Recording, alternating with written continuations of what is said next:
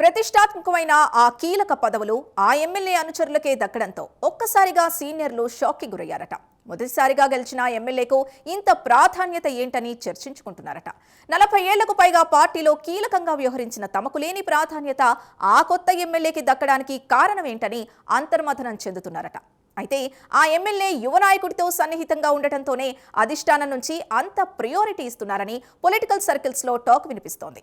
మరి పార్టీలో సీనియర్ నేతలు కిమ్మనకుండా సర్దుకుపోతారా లేక గళం విప్పుతారా? ఆ వివరాలు ఈ స్టోరీలో చూద్దాం.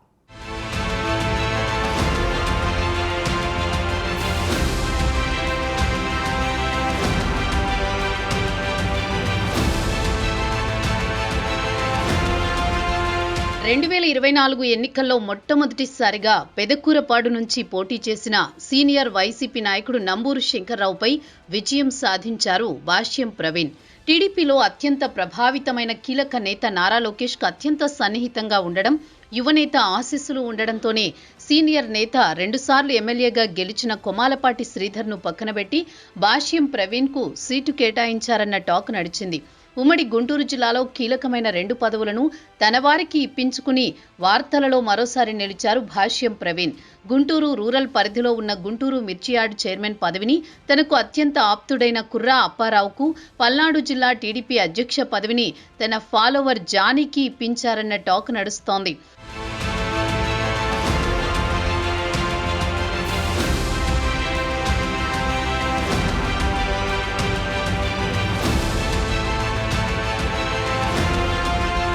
ఇక 2024 ఎలక్షన్స్ కు ముందు భాష్యం ప్రవీణ్ చిలకలూరిపేట నుంచి పోటీ చేస్తారని రూమర్ నడిచింది.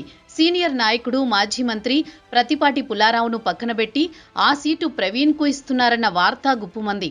ఈ సందర్భంలో చిలకలూరిపేటకు చెందిన కుర్రా అప్పారావు భాష్యం ప్రవీణ్ కోసం పనిచేశారు. పార్టీతో తనకు ఉన్న సంబంధాలతో భాష్యం ప్రవీణ్ కు సీటు ఇప్పించేందుకు ప్రయత్నం చేశారు. నియోజకవర్గంలో భాష్యం ప్రవీణ్ కు అనుకూలంగా పార్టీలో ఒక వర్గాన్ని రెడీ చేశారు కుర్రా అప్పారావు. ఇందుకు ప్రతిఫలంగా కుర్రా అప్పారావుకు మిర్చియార్డ్ చైర్మన్ పదవిని ఇప్పించారని చెబుతున్నారు. మిర్చియార్డ్ చైర్మన్ పదవి కోసం టీడీపీలోని అన్ని వర్గాల నాయకులు ఎప్పటినుంచో పావులు కదుపుతున్నారు. స్థానిక ఎమ్మెల్యే, ఎంపీల నుంచి సిఫార్సు కూడా చేయించుకున్నట్లు వార్తలు కూడా వచ్చాయి.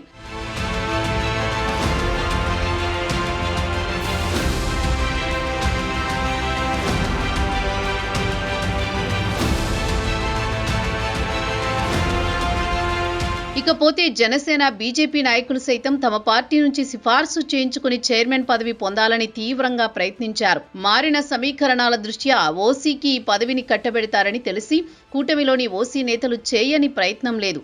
అప్పటి వరకు లైమ్ లైట్ లో ఉన్న వారిని పక్కన పెట్టి కనీసం ప్రాబబుల్స్ లోని కుర్రా అప్పారావుకు అత్యంత ప్రతిష్టాత్మకమైన మిర్చియార్డ్ చైర్మన్ పదవి రావడంతో అందరికీ మైండ్ బ్లాక్ అయ్యిందని చెప్పవచ్చు. మిర్చియార్డ్ చైర్మన్ పదవితో పాటు డైరెక్టర్ పదవులు కూడా భాష్యం ప్రవీణ్ అనుయాయులకే దక్కాయి.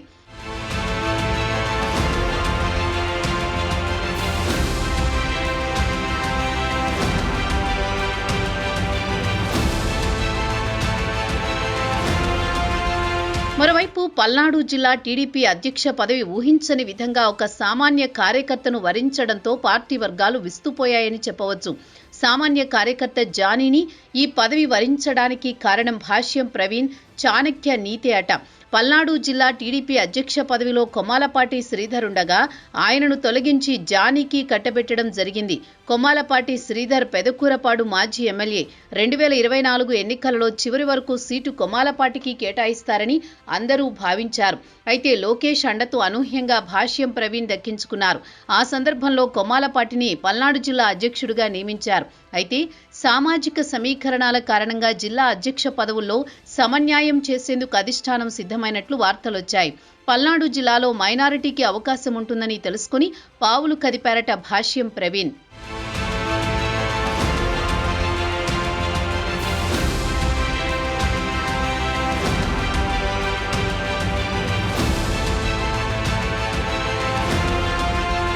అయితే సామాన్య కార్యకర్త జానీని తెరమీదకు తెచ్చి తెర వెనుక కథ నడిపారట. జానీ తల్లి అమరావతి జెడ్పీటీసీగా పనిచేశారు. గత వైసీపీ ప్రభుత్వ హయాంలో జానీపై పలు కేసులు నమోదయ్యాయి. రౌడీ షీట్ కూడా ఓపెన్ చేశారు. ఏకంగా 28 కేసులు పెట్టారు గత ప్రభుత్వంలో. కూటమి ప్రభుత్వం అధికారంలోకి వచ్చాక జానీ భార్య జరీనాకు క్రోసూరు మార్కెట్ యార్డ్ చైర్మన్ పదవి ఇచ్చారు. ఈ పదవి పొందారంతో మైనారిటీలో భాష్యం ప్రవీణ్ కు పరపతి పెరిగింది. మైనారిటీ వర్గంలో భాష్యంకు సానుకూలత పెరిగింది. అనంతరం పల్నాడు జిల్లా అధ్యక్ష పదవిపై గురిపెట్టారు. ఎన్నికల ముందు పెదకూరపాడు మాజీ ఎమ్మెల్యే కొమ్మాలపాటి శ్రీధర్ను పల్నాడు జిల్లా టీడీపీ అధ్యక్షుడిగా నియమించారు. అధికారంలోకి వచ్చిన ఏడాదిన్నర తర్వాత ఆయనను తొలగించాలని అధిష్టానం నిర్ణయం తీసుకుంది. సీనియర్ నేత కొమ్మాలపాటినే కొనసాగించాలని చెప్పినా అధిష్టానం మాత్రం సుముఖంగా లేదన్న ప్రచారం జరిగింది. ఈ క్రమంలో ఎమ్మెల్యే భాష్యం రంగంలోకి దిగారు. మైనారిటీ కోటాలో జిల్లా అధ్యక్ష పదవి దక్కే ఛాన్స్ ఉందని తెలిసింది. తన నియోజకవర్గానికే చెందిన జానీకి పదవి ఇప్పించేందుకు తనకున్న అవకాశాలను పూర్తిగా వినియోగించారు. పైరవీలు కూడా చేశారు భాష్యం ప్రవీణ్. లోకేష్ అనుచరుడిగా పడిన ముద్ర భాష్యంకు సహకరించింది.